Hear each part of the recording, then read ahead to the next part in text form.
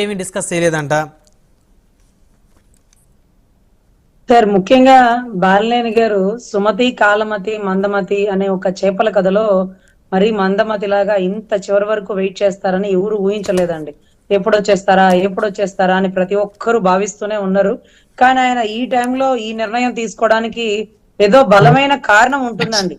ఒక కట్టప్పలాగా నిర్ణయం తీసుకున్నారా, లేకపోతే ఆయన్ని ఇబ్బంది పెట్టే పరిస్థితులు ఏమైనా నెలకొన్నాయా?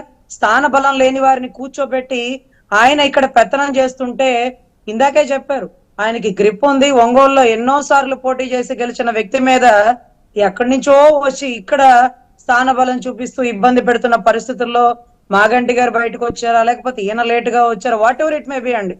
ఒంగోలులో ఎప్పుడు జనసేనని బాలినేని గారు ఇబ్బంది పెట్టిన పరిస్థితులే లేవు. ఎక్కడెక్కడ చిన్న చిన్నవి వచ్చినా సరే స్వయంగా మాట్లాడుకుని సెటిల్ చేసుకునే పరిస్థితి అయితే ఉందండి. మాకు ఒక్క ఒంగోలునే శత్రుత్వం ఎప్పుడు అనిపించలేదు. సో ఆయన ఎప్పుడు కూడా ఒక కరెక్ట్ వేలోనే వెళ్తారు. అవతల వాడు రెచ్చగొడితే రెచ్చిపోయి, అవతల వాడు చెప్తే కట్టప్పగా మారిపోయే పరిస్థితులు అయితే ఏం లేదు. ఎప్పుడు 100% అండి, 100%. అందులోనూ క్వాలిటీ ఉన్నటువంటి రాజకీయ నాయకుడే చెప్పాలంటే 100%. జన సైనికులు కూడా అక్కడ ఇబ్బంది అంటే, లేదు మేడం సీనన్నతో ఏమి ఇబ్బంది లేదు అని.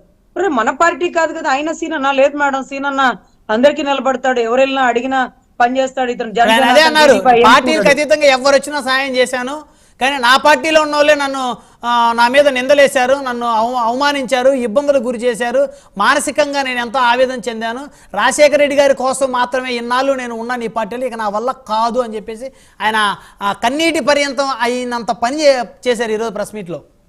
100% అండి. ఇందాక సార్ చెప్తున్నట్టుగా ఆయనకి టీడీపీలో ఏమన్నా అవసరం ఉందా, జనసేనలో ఉన్న ప్రయారిటీ ఇస్తారా, ఇక్కడ ఏ అవసరం ఉందని అటు వెళ్ళిపోయారు అంటే, విలువ లేని చోట అరసెకను కూడా నిలబడలేని వ్యక్తులు సార్ వాళ్ళు. ఏదైనా విలువ ఇస్తే పదవి ఉన్నా లేకపోయినా ఓడిపోయినా కానీ జనాల్లో ఉండగల వ్యక్తులు, కానీ విలువ లేని చోట ఇంకేమి నిలబడి పోరాడతారు, ఎవరి కోసం పోరాడతారు? దివంగత రాజశేఖర రెడ్డి గారి వీరాభిమానితో మినిస్ట్రీ పదవిని కూడా వదులుకొని నీ వెనకాల నేనున్నాను చిన్నయ్య అనుకుంటూ వస్తే, ఈ రోజు చిన్నయ్య పొడిచినటువంటి వెన్నుపోటు దెబ్బకి కోలుకోలేక ఎలక్షన్ అంతా అయిపోయాక మామూలుగా అండి కట్టప్పలు ఇక్కడ ఎవరున్నారో మొత్తం రాష్ట్ర రాజకీయాల్లో తెలుస్తుంది సార్. పెద్దయ్య కోసం పెద్దయ్య మీద అభిమానంతో పదవి వదులుకుంటే ఉమ్మడి ఆంధ్రప్రదేశ్ లో 5 ఏళ్ల మంత్రి పదవి వదులుకుంటే చిన్నయ్య వెన్నుపోటు పొడిచాడు. అయితే మరి చిన్నయ్య గారు మామూలు వారు కాదు కదండి. చిన్నయ్య గారు గొడ్డల పోట్లే కాదు వెన్నుపోట్లు కూడా బాగా పొడుస్తారన్న విషయం అక్కడి నుంచి బయటకు వచ్చిన ప్రతి వ్యక్తులు అండి. కానీ ఆళ్ల రామకృష్ణారెడ్డి గారు ఇలా వచ్చారు, అలా వెళ్ళిపోయారు. మరి బాలినేని శ్రీనివాసరెడ్డి గారు ఉంటారా వెళ్ళిపోతారా అంటే, గట్టిగా నిర్ణయాలు తీసుకొని లేకపోతే చాలా ఇబ్బందులు ఎదుర్కొని విలువ లేని చోట నిలబడలేక బయటకు వస్తున్నటువంటి వ్యక్తులండి.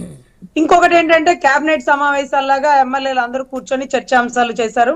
దాంట్లో చాలా కూలంకష విషయాలు కూడా ప్రస్తావన జరిగిందండి. దీపావళికి మొదటికి సంబంధించిన గ్యాస్ సిలిండర్ ఒకటి వస్తుందని, భోగాపురం ఎయిర్పోర్ట్ కి అల్లూరి సీతారామరాజు ఎయిర్పోర్ట్ మారుస్తున్నారని, అదే రకంగా సచివాలయం వాలంటీర్ల సిబ్బందుల్ని అన్ని శాఖలలో మిగతా శాఖల్లో కలుపుతామని గొప్ప గొప్ప నిర్ణయాలే తీసుకున్నారండి. డయాఫ్రమ్ వాల్ కూడా రిపేర్ కి సంబంధించిన కూడా డిస్కషన్ జరిగింది. మోరవర్ ఆధార్ కి సంబంధించిన అపార్ అనేది ఒకటి, తర్వాత ఏదైతే ప్రజారోగ్యానికి సంబంధించిన స్టెమీ అని ఒకటి, ఇవన్నీ కూడా చర్చలు జరిగినాయండి. వీటన్నిటిలో వారికి మరి కొన్ని కోణాలు ఉన్నాయి. సో ప్రతిపక్షం అనేది అందుకే ఉండాలి సార్.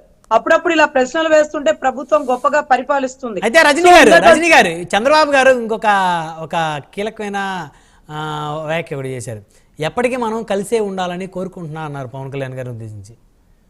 ఎన్నాళ్ళు కలిసి సార్ ఆ పదాన్ని ఎందుకు వాడాల్సి వస్తుందంటే, పదే పదే వైసీపీ నుంచి వచ్చిన వారైనా టీడీపీ నుంచి వచ్చిన వారైనా ఎక్కడైనా కుట్ర కోణాలు లేవనెత్తి నువ్వు ఎక్కువ నేను ఎక్కువ అనేటటువంటి సమతుల్యత ఇబ్బంది జరుగుతుందండి. వాస్తవానికి RRR సినిమా వచ్చినప్పుడు కూడానండి, రామ్ చరణ్ గారికి ఎక్కువ ఫ్లెక్స్ కట్టారా లేకపోతే ఎన్టీఆర్ గారికి ఎక్కువ ఫ్లెక్సీ కట్టారని డిస్కషన్ జరిగేది. కానీ వీళ్ళిద్దరు కూర్చొని చక్కగా ప్రశంసించుకునేవారు. ఇప్పుడు కూడా ఆ తరతమ వ్యత్యాసాలనే వస్తూ ఉంటుంటాయి. కానీ మనం కలిసి ప్రయాణం చేయాలి. ఆయన ఒక గురువుగా, ఈయన ఒక విద్యార్థిగా నేర్చుకుంటున్నాడు, ఆయన ఒక దార్శనికుడు. ఇప్పుడు ఖజానాలో రూపాయి లేనప్పుడు జీతాలు తీసుకోవడానికి భయపడుతున్న పరిస్థితుల్లో ఈరోజు ప్రభుత్వాన్ని నడుపుతున్నారంటే ఆయనకి బాగా ఎక్స్పీరియన్స్ ఉన్నట్టు, లేకపోతే ఆయన ఏది కొండరాళ్ళని కూడా గచ్చిబౌలి నిలయాలని కూడా సైబర్ టవర్స్ చేసినటువంటి సృష్టికర్త. ఇవంతా కూడా రజనీకాంత్ గారు అంటే ఆయన్ని కూడా మోరిగేశారు. ఆయన అందుకే మొరగని కుక్క లేదు, విమర్శించిన ఊరు లేదు అంటూ ఒక మంచి అద్భుతమైన కొటేషన్ పెట్టారు. అయినా కానీ వీళ్ళ మట్టి బుర్రలకి ఎక్కల. సో ఎనీవేనండి, కలిసి ఉంటాం, కలిసి ప్రయాణం చేస్తాం. కలిసి ఉంటే కలదు సుఖం. సార్, కలిసి ఉంటే కలదు సుఖం కాదండి. రాష్ట్ర విస్తృత స్థాయి ప్రయోజనాల కోసం తన సొంత పార్టీ ప్రయోజనాలను కూడా పక్కన పెట్టి అన్న తీసుకున్న నిర్ణయం రాష్ట్ర అభివృద్ధి కోసం అండి. కూటమిలో నేనుండగా జగన్ ని ఓటమి తథ్యం అంటూ, నేను అధపాతాళానికి తొక్కేది నేనే అంటూ తాడేపల్లి గూడెం సభలో చెప్పినప్పుడు, అరే ఇతనే గెలవలేదు, 2 చోట్ల ఓడిపాడు, ఒక్క ఎమ్మెల్యే కూడా లేదు, ఏంట్రా ఇతను చేసేది అంటే ఏం చేస్తాడో చేసి చూపించిన తరుణాలండి. మోరవర్ రాష్ట్రం గొప్ప సుభిక్షంగా ఉంటుంది. అమరావతి తీర్చిదిద్దుతారు, పోలవరం కంప్లీట్ చేస్తారు. ఏదైతే ఉద్యోగాలకి పెద్దపీట వేస్తుందండి ఎప్పుడైనా భవిష్యత్ ప్రణాళిక. రైట్, మళ్ళీ వస్తాను మేడం మీ దగ్గర. మనతో శ్రీనివాస్ చౌదరి గారు ఉన్నారు, టీడీపీ సీనియర్ నేత. శ్రీనివాస్ చౌదరి గారు, గుడ్ ఈవినింగ్ అండి. నమస్తే ప్రకాష్ గారు. సార్ వాయిస్ ఓకేనా? యా వినిపిస్తుంది.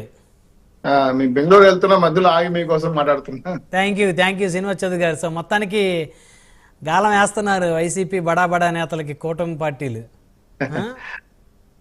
రమణ గారు, మొదట మీకు, మన ప్రైమ్ 9 టీవీ ప్రేక్షకులకి, జనసేన నేత రజనీ గారికి, అలాగే రమేష్ గారికి వైసీపీ నేత, అలాగే వెంకటేష్ గారికి నా నమస్కారం, శుభ సాయంత్రం. ఊర్లో రైతులంతా పంట పండించి పంట ఎండేసుకుంటా ఉంటే నక్కబోయి తోక ఎండేసుకునిందంట.